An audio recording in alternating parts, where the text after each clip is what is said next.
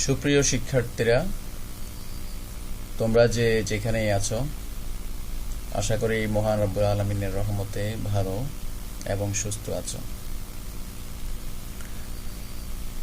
আমাদের অনলাইনের যে ধারাবাহিক ক্লাস,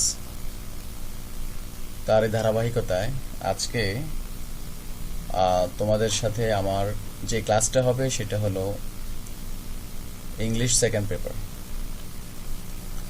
সেটা যদিও সবার জন্য কাজে লাগবে, কিন্তু আমি বিশেষ করে ক্লাস 7-এর জন্য তৈরি করেছি ক্লাসটা। আশা করি তোমরা কিছু হলেও উপকৃত হতে পারবে। তো চলো শুরু করি। আমি মোহাম্মদ মোস্তাফিজুর রহমান তোমাদের সাথে আছি টোটাল সেশনটাতে আজকে।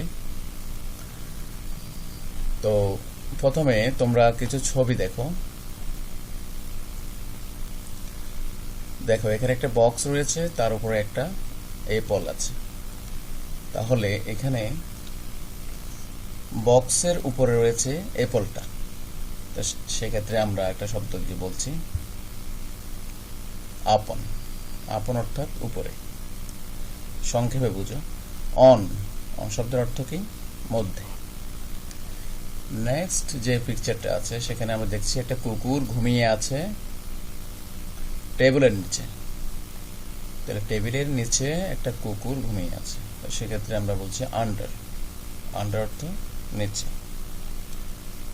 এখন দেখো একটা শিশু, সে দাঁড়িয়ে আছে কিছু বইয়ের পেছনে, তো সেক্ষেত্রে আমরা যে শব্দ দিয়ে বলছি সেটা হচ্ছে বিহাইন্ড, বা তোমরা বলছো বিহাইন্ড। তাহলে আসলে মূলত এই শব্দগুলো দ্বারা কি বোঝায়, এই শব্দগুলি দ্বারা কি, সেটাই আজকে আলোচনার বিষয়। এগুলি নিছক কোনো শব্দ নয়, নিছক কোনো অর্থ নয়, অর্থ বলাও আমার উদ্দেশ্য নয়। তো চলো দেখি। তাহলে আমাদের আজকের মূল আলোচনার বিষয়টা হলো প্রেপোজিশন। তো ক্লাস 7-এর আমরা প্রেপোজিশনের আজকে সম্যক একটা ধারণা নিব। ডিটেলস কোনো রুলসে আমরা যাব না, শুধুমাত্র একটা ধারণা ভিত্তিক। প্রেপোজিশনটা কাকে বলে জাস্ট পরিচিতিটা আমরা দেখব। তো দেখি, হোয়াট ইজ প্রেপোজিশন। তো প্রেপোজিশনটা কি? এখানে দুটো শব্দ দেখো, একটা হচ্ছে প্রি আর একটা হলো পজিশন।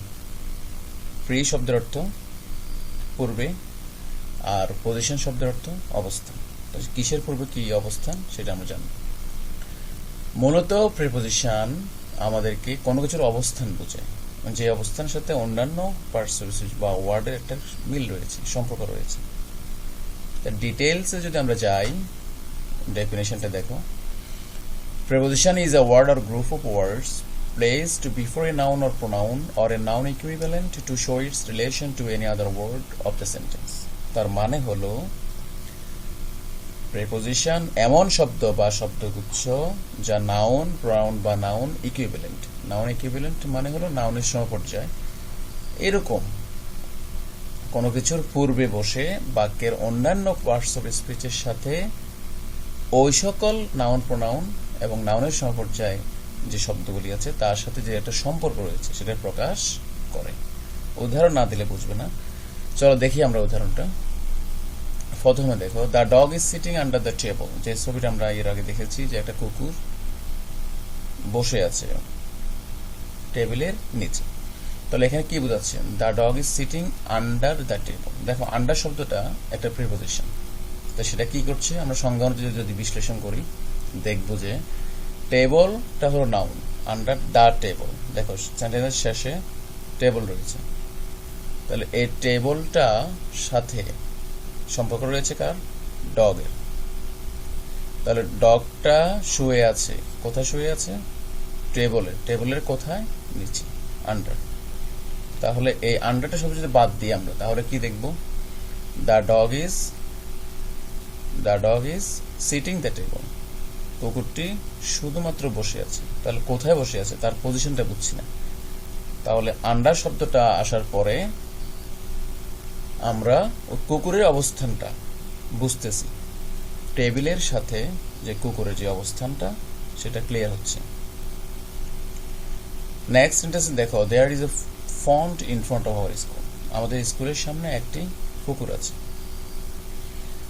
তাহলে স্কুলের সামনে আছে একটি পুকুর। ইন ফ্রন্ট অফ, এখানে দেখো আমরা আগেও জেনেছি যে প্রিপোজিশনটা হয়তো একটা শব্দ দিয়ে হতে পারে, না হলে গ্রুপ অফ ওয়ার্ডস হতে পারে, শব্দগুচ্ছ হতে পারে। তাহলে এখানে দেখো শব্দগুচ্ছ রয়েছে, in front of, in front of.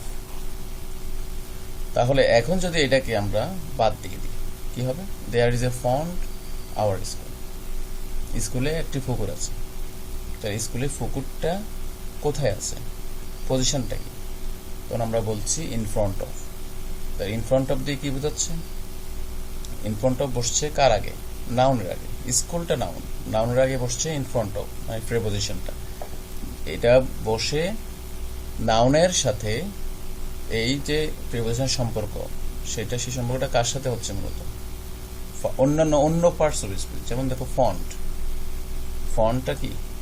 এটা নাউন, এটা পুকুরের বোঝাচ্ছে। তা দেয়ার ইজ এ ফন্ট, তাহলে এই ফন্টটা এই নাউনটার সাথে স্কুল যে নাউন সেটার সাথে যেটা সম্পর্ক তৈরি করছে, সেই সম্পর্কটা তৈরি হচ্ছে কার মাধ্যমে? In front of. তাহলে ইন ফ্রন্ট অফ দিয়ে নাউনের পজিশনটা, অবস্থানটা মূলত নির্ণয় করছি। ওকে ওকে তারপর চলো দেখি আমরা কিছু প্রকার দেখি।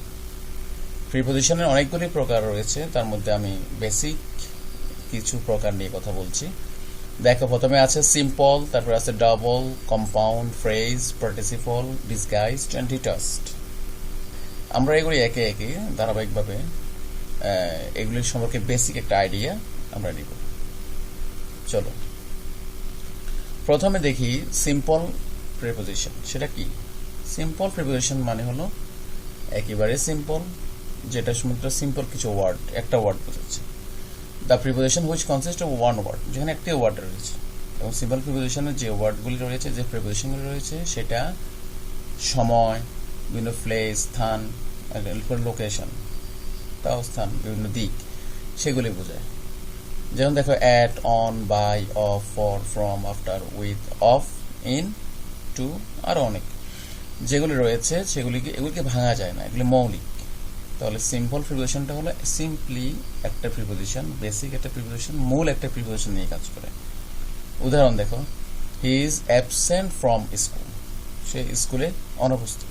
তাহলে এখানে ফ্রমটা কি? ফ্রমটা হলো প্রিপোজিশন এবং সিম্পল। আর শি লিভস অ্যাট কুমিল্লা, তাহলে দেখো অ্যাটটা কি? অ্যাটটা এখানে সিম্পল প্রিপোজিশন। দেখো কিছু উদাহরণ, দেখো এখানে সিম্পল প্রিপোজিশনের কিছু উদাহরণ আমরা দেখছি। আরো কিছু তোমরা বোঝার স্বার্থে, হি স্যাট অন দ্য চেয়ার। দেখো এখানে অন, লাল যে চিহ্নগুলি রয়েছে সেগুলি হলো সিম্পল প্রিপোজিশন, তোমরা এগুলো পড়ে নেবে। He swam at the river, she lost her ring at the beach, সে তার রিংটা হারিয়ে ফেললো কোথায়? সমুদ্রের তীরে। তাহলে এখানে যে অ্যাটটা রয়েছে, এখানে অফ, এখানে ডাউন, এখানে অ্যাট, এখানে বাই, ইন, অন, এগুলো হলো সিম্পল প্রিপোজিশন। যেগুলো দেখো এগুলির প্রত্যেকটার পরে একটা নাউন আছে, chair, fridge, the tree, river. এরপর দেখো স্ট্রিট, কাউন্টার, বিচ, এই সবগুলি শেষে আছে একটা নাউন।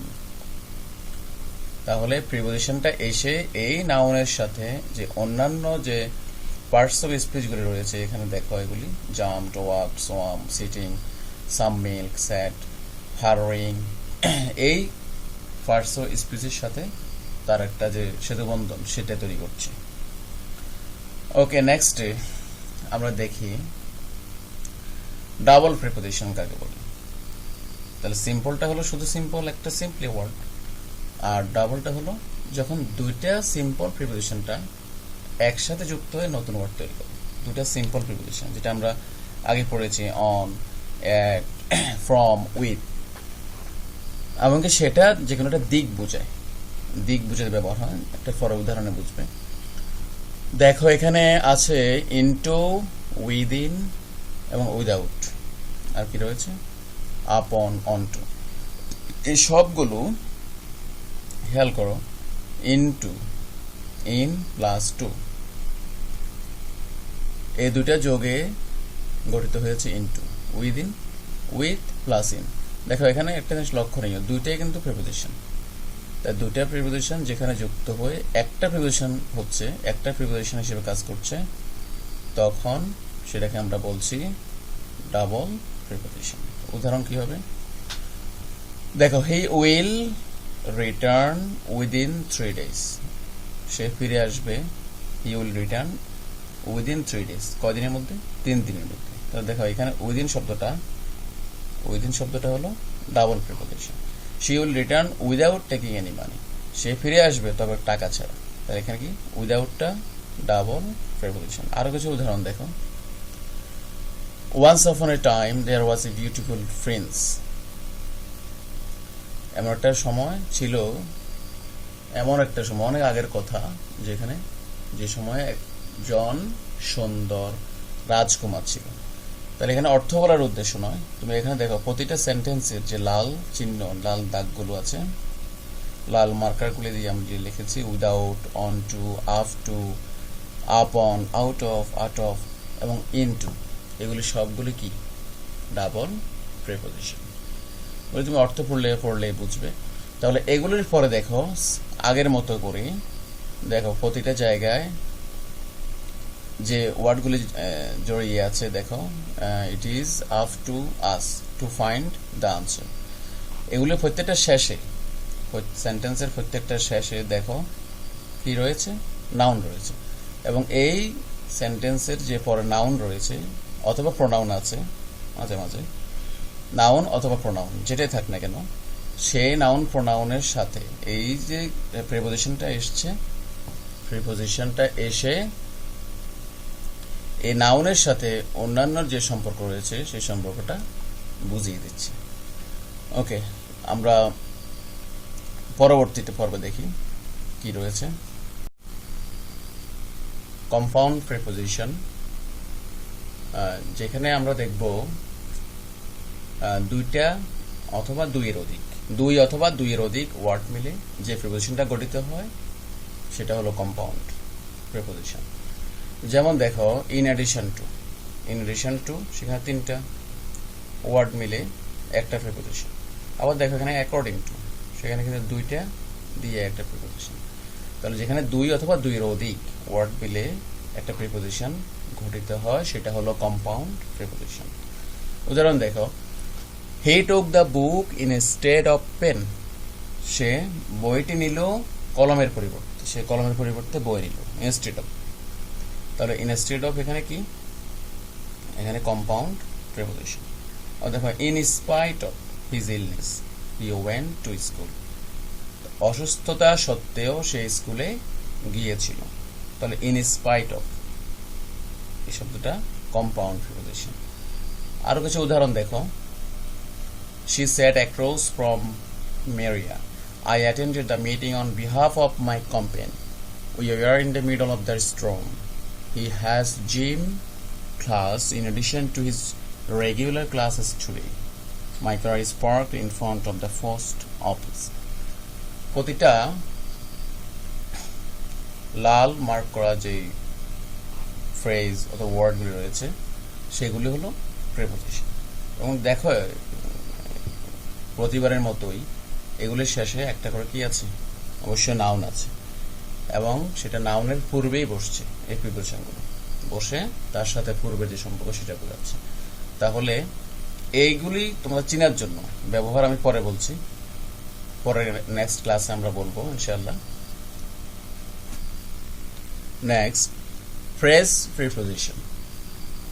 ফ্রেজ তোমরা জানো, ফ্রেজ হলো আ গ্রুপ অফ ওয়ার্ডস, শব্দগুচ্ছ, বেশ কয়টা শব্দ, অনেকগুলি শব্দ মিলে একটা ওয়ার্ড তৈরি করা, যেগুলো শব্দগুচ্ছ বলা হয়, এবং যেখানে কিন্তু কোনো ভার্ব থাকে না, ভার্বের কোনো কাজ থাকে না, কিন্তু একটা মিনিং থাকে, অর্থ থাকে। তাহলে যখন এই অনেকগুলি শব্দ একসাথে মিলিত হয়ে একটা প্রিপোজিশনের মতো কাজ করবে সেটা হলো ফ্রেজ প্রিপোজিশন অথবা প্রিপোজিশনাল ফ্রেজ। সেগুলি কেমন, যেমন অন টাইম বলছে যথাসময়, অ্যাট হোম বাড়িতে, বিফোর ক্লাস ক্লাসের পূর্বে, অন দ্য ফ্লোর ফ্লোরে। তাহলে এখানে দেখো, এখানে on time, at home, before class, এই কোনোটাতে কিন্তু ভার্ব নেই, কিন্তু এগুলি একটা নির্দিষ্ট মিনিং ক্রিয়েট করছে। এগুলি একটা group of words. On time এটা একটা ফ্রেজ, অ্যাট হোম এটা একটা ফ্রেজ, বিফোর ক্লাস এটা আরেকটা ফ্রেজ। এভাবে করে যখন এ ধরনের ফ্রেজ সেন্টেন্সে প্রিপোজিশনের মতো কাজ করবে তখন সেটা হলো প্রিপোজিশনাল ফ্রেজ অথবা ফ্রেজ প্রিপোজিশন। এক্সাম্পল দেখো, I will get to the meeting on time. I will get to the meeting on time, তাহলে মিটিং এর বিষয়টা এখানে দেখো অন টাইম, সময়টা কি অন টাইম। এখানে একটা ফ্রেজ উল্লেখ হয়ে তার পূর্বে যে মিটিং রয়েছে অন টাইম। অন টাইম কি, I will get to the meeting, তাহলে আমি অবশ্যই মিটিংয়ে বুঝে থাকবো কিসে, অন টাইম, যথাসময়। তাহলে অন টাইমের সাথে যে মিটিংয়ে যে সম্পর্ক সেটা বোঝাচ্ছে।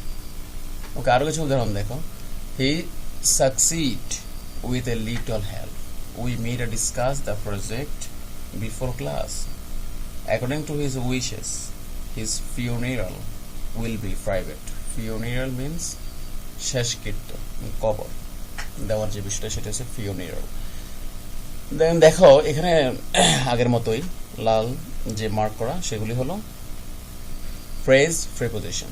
ফ্রেজ প্রিপোজিশন, তাহলে এই ফ্রেজ প্রিপোজিশনগুলি কিভাবে গঠিত হয়েছে, কিছু গ্রুপ অফ ওয়ার্ডস দিয়ে, কিন্তু কাজ করছে কি হিসেবে, প্রিপোজিশন। তারপর দেখো পার্টিসিপল প্রিপোজিশন, সেটা কি, a participle preposition is a participle that functions as a preposition, অর্থাৎ এমন পার্টিসিপল যেগুলো সেন্টেন্সের মধ্যে যখন আসে তখন যদি প্রিপোজিশনের মতো কাজ করে তখন সেটাই হলো পার্টিসিপল প্রিপোজিশন, এবং যেগুলি এন্ডিং হবে আইএনজি দিয়ে অথবা ইডি দিয়ে। তাহলে প্রেজেন্ট পার্টিসিপল এবং ফার্স্ট পার্টিসিপল আমরা বুঝতে পারি। দেখো কিছু প্রিপোজিশন, যেমন অ্যাকর্ডিং, অ্যাকর্ডিং এর পরে কি আছে, আইএনজি আছে। ডিউরিং, তাও আইএনজি আছে, পাস্ট কিন্তু ইডি আছে। অ্যাজিউমিং, কনসিডারিং, রিগার্ডিং, এ ধরনের যে কোনো শব্দ হতে পারে। তা যেগুলি সেন্টেন্সের মধ্যে আইএনজি এবং ইডি যুক্ত হয়ে আই এসে প্রিপোজিশনের মতো কাজ করে তখনই সেটা পার্টিসিপল প্রিপোজিশন।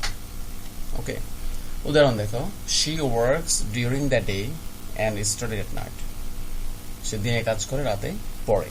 ডিউরিং রাতের সময়, শি ওয়ার্কস সে কাজ করে কোন সময়, ডিউরিং দ্য ডে দিনে, ডে নাউনটা আগে বসছে কি ডিউরিং, আইন যুক্ত হয়ে সেটা পার্টিসিপল, কিন্তু এখানে কাজ করছে কি হিসেবে, প্রিপোজিশন হিসেবে। The river flows past the village, এখানে ফার্স্ট ইডি যুক্ত হয়ে ভিলেজ যে নাউনটার সেটার সাথে কি হচ্ছে, রিভার ফ্লোস এর একটা বিল দেখাচ্ছে। তাহলে পার্টিসিপল প্রিপোজিশনটা হলো যেটা পার্টিসিপল হিসেবে আসে কিন্তু কাজ করছে প্রিপোজিশন। তাহলে প্রিপোজিশন পার্টিসিপল যখন প্রিপোজিশনে কাজ করে তখন সেটা হলো পার্টিসিপল প্রিপোজিশন। আরো কিছু উদাহরণ দেখি আসি। She is interested in anything concerning horses. দেখো প্রতিটা লাল চিহ্নিত ওয়ার্ডগুলো শেষে কি রয়েছে, দেখো হয়তো আইএনজি না হলে ইডি, এবং যেগুলো পার্টিসিপল হিসেবে সেন্টেন্সে কাজ করছে। ওকে, তারপর disguised preposition. Disguised preposition, it is an interesting part of preposition. Disguised means ছদ্মবেশ বা গোপন, যেটা দেখা যায় না কিন্তু খুঁজে নিতে হয়। দেখো তার উদাহরণ দেখো একটু, it is 5 o'clock, it is 5 o'clock। এখন দেখো ওটা রিপ্লেস হয়েছে কি দিয়ে, আসলে মূলত ছিল of, it is 6 o'clock, it is 5 sorry mistake হলো, এখানে 5 হবে, ইট ইজ 5 o'clock। তাহলে এখানে ওটা রিপ্লেস হয়েছে কি দিয়ে, অফ, কিন্তু এখানে কিন্তু অফটা নেই, তাহলে গোপন, এই গোপনটাকে বলা হচ্ছে ডিসগাইজড। দেখো হি ওয়েন্ট এ হান্টিং, এখন দেখো এখানে এ হান্টিং মূলত না, যদি আমরা এখন উল্লেখ করেছি এ, তাহলে এর পরিবর্তে গোপন কি আছে, অন, তাহলে ওর পরিবর্তে হলো অফ, আর অনের যে অবস্থা অন না লিখে সেখানে আমরা কি লিখলাম, এ। চলো আরো কিছু উদাহরণ দেখি। The poor went A begging, went A begging, ভিক্ষা করতে গিয়েছিল গরিব লোকটি। তাহলে এখন দেখো এ, মূলত হওয়ার কথা অন, কিন্তু অনটা কিন্তু আছে কিসের মধ্যে, এর মধ্যে। The hunter decided to go a hunting, শিকারী সিদ্ধান্ত নিয়েছিল কোথায় যাবে, শিকার করতে। তাহলে এখানেও সেম, এটা replace by on, replace by on. এখন দেখো next, now it is 10 o'clock in the morning, 10টা বাজে। তাহলে এখানে দেখো ও আর একটা অ্যাপোস্ট্রফি দিয়ে, তাহলে ও আসলে কি, অফ। নেক্সট দেখো ডিটাচড প্রিপোজিশন। ডিটাচড মিনস আলাদা, যেটা নির্ধারিত একটা ফর্মে না বসে একটু দূরে বসে। সেটা কেমন দেখো, the preposition that does not seat at the beginning of the sentence, যে সেন্টেন্সের শুরুতে বসে না, যে ধারাবাহিক সে রুলটা ফলো করছে না, but sits at the end, শেষে বসছে, একেবারে শেষে। দেখো উদাহরণ, where have you come from, এখানে দেখো কাম ফ্রম, এই ফ্রমটা কোথায় বসলো, সেন্টেন্সের শেষে। আর সেন্টেন্স দেখো, what is Rajshahi famous for, Rajshahi কি জন্য বিখ্যাত। তাহলে ফর, এই যে ফর প্রিপোজিশনটা সেটা কোথায় বসলো, সেন্টেন্সের একেবারে শেষে। তোমাদের কিছু ব্যক্তিগত কাজ দিচ্ছি, যেটা একান্তই চেষ্টা করবে নিজে করার জন্য। সেটা হলো দেখো, how many types of preposition, প্রিপোজিশনটা কত প্রকার, যেটা আমি আলোচনা করেছি। ভিডিওটা পজ করে বা পেছনে গিয়ে টেনে গিয়ে দেখে আসো যে কত প্রকার আলোচনা করেছি। এবং অ্যান্ড হোয়াট আর দে, সেটা কত প্রকার। How many types of preposition কত প্রকার এবং কি কি, সেটা তুমি একটু জেনে নাও।